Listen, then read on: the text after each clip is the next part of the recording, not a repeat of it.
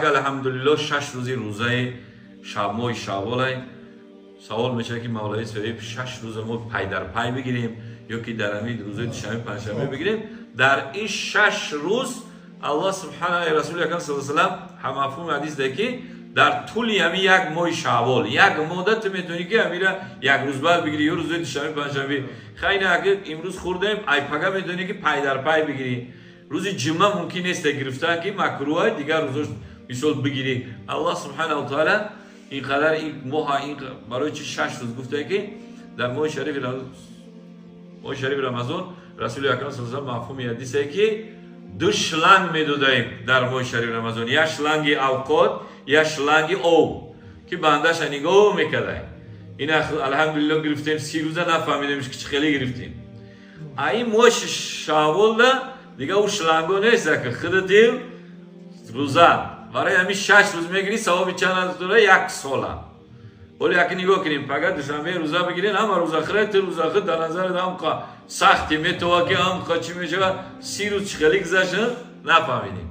برای همین ان شاء الله روزه رسول اکرم صلی الله علیه و آله روزه صحتی میاره که اکثر امروز مریض ها از پرخوریه بسیار خوردن مریض میشه. ان شاء الله روزه شوال هم بگیرین خداوند برکت میده. 1 سالگی در نامه عمل نوشته میکنن خانواده را بگین 7 سالش بخیزین در 7 سال برکت هست. رسول اکرم صلی الله علیه و آله تسحروا فانه فی السحور برکت. شما سحری کنین که در سحری برکت هست. ان شاء الله یکی از اعمالای نیک انسان میشه که الله سبحانه و تعالی در نوش بکشه هر عمل نیکی ما را اجر پاداش میده. در سوره کهف میگه بسم الله الرحمن الرحیم ان الذين آمنوا وعملوا الصالحات. هر کسی که ایمان آورد و عمل الصالحات کرد عمل صالح کرد یعنی روزه گرفت تلاوت کرد خیر احسان کرد كانت لهم جنة الفردوس نزولا خالدین فيها لا يبغون عنها حولا. سبحان الله. هر کسی یه عملی نیک کرد ایمان آورد عملی نیک کرد ما در عوضش چیش میتونم میگن جنت الفردوس. ان شاء الله اجرکم عند الله. کوشش کنید خانواده عزیزم بگن روزه بگیرن.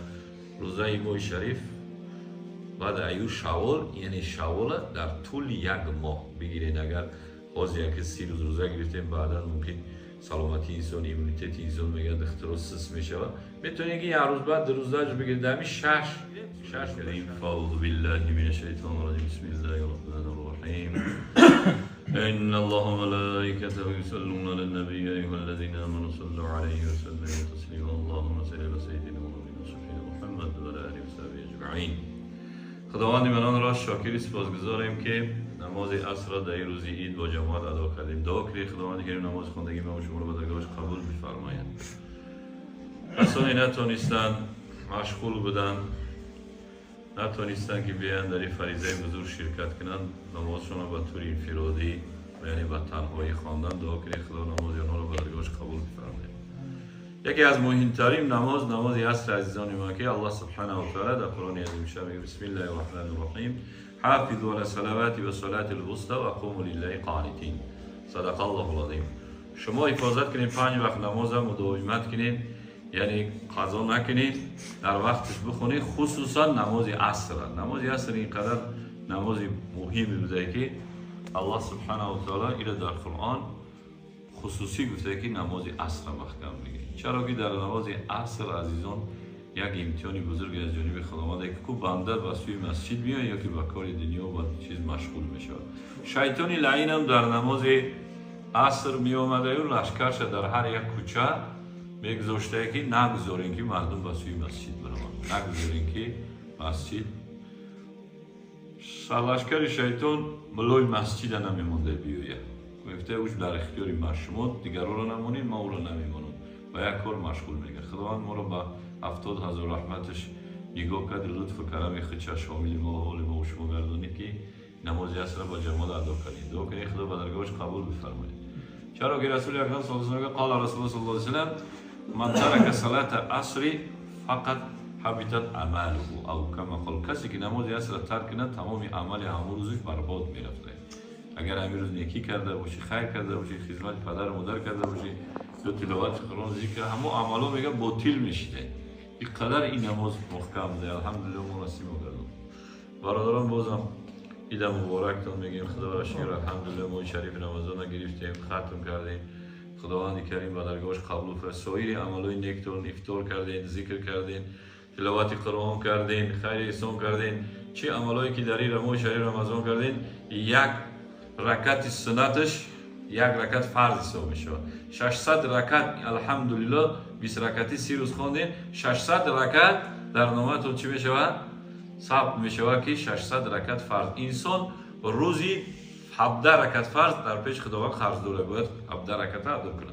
الحمدلله اگه حساب کنین سر کبیت رو واجب قضیه 20 رکعت 600 رکعت تقسیم کنین چند قدر روزی ما الحمدلله چی میشه؟ چند قدر نمازهای چی را خواندیم فرض، یک رکعت فرض 70 رکعت حساب میشه. الحمدلله یک تلاوت قرآن، یک حرف الف لام میم، یک حرفش 30 ثواب میشه. خدا ما و شما را نصیب گردون. یک افطاری که کردیم یک دونه خیرما 700 دونه حساب میشه. یک کروکش 700 کروکش، یک پیوله نشالو 700 نشالو میشه. هر کسی خدا خوش به حالش که در ماه شهر رمضان افطار کرد، یک افطارش 700 رفت. اگه تو 700,000 خدای تعالی چقدر کریمه. این خیلی شانس ما و شما را داد. دعا کنید خداوند کریم سال دیگه هم همین ما و شما را به ماه شریف رمضان سال دیگه را برسونه، خانواده عزیز مونه. این روزایی که گرفتیم رسول خدا صلی الله علیه و سلم در مفهوم حدیثی که الله میگه که هر کسی که در ماه شریف رمضان چی عملی کرد اجرش بده، یکی روزادارا را مخدوم اجرش میده. خداوند که اجر بده چی میده؟ جنت الفردوس. الحمدلله ما و شما را نصیب کرد.